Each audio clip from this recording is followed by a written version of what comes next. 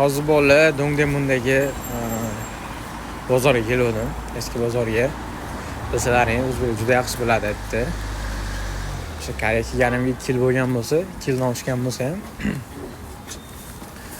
kelganimga bir 2 martami, 3 marta ketman shekilli aytgan. Bugun yakshanba kuni edi. Kirib ko'rdim. Odam shunaqa ko'p yurib bo'lmaydi-da bozor ichida. Qisqasi yaxshi narsalarni tuyapti ekan, o'zi kech payt keldim. Lekin yaxshi narsalar ham bor. Bunda xudo xolasa keyingi yakshanba kelib ko'ramiz.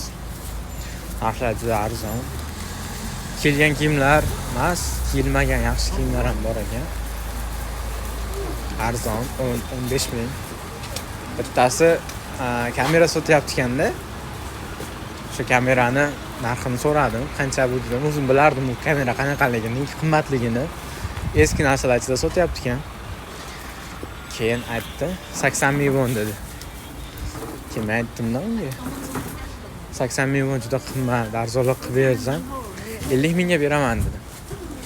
Keyin tortishib 50 mingga ham pastga tushirsa bo'ladi-da. Keyin o'sha narxini yana atelab kirib ko'rdim internetga. Kirib ko'rsam 650 ming won bo'lib turibdi-da. Lekin u kamerani olgan ekanda hech qancha ishlatmasdan turibdi ekan. Hamma yo'g'i. Haligi etiketkalari ham turibdi-da, haligi naklenkalari. Bu ishlatmagan ekan. U tog'aga o'zi bu nima deb so'rasam, bilmayman. Bunaqa dedi.